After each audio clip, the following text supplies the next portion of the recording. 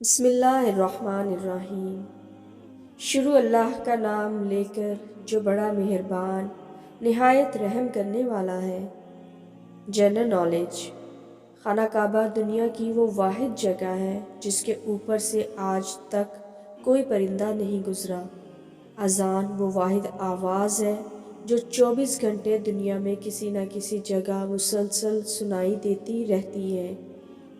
انسان جب چیختا ہے تو ایک سیکنڈ کے لیے اس کا دل دھڑکنا بند ہو جاتا ہے۔ نئی زندگی ملنے پر اللہ کا شکر تو بنتا ہے۔ چیونٹیوں کو نیند نہیں آتی، اس لیے کبھی نہیں سوتی۔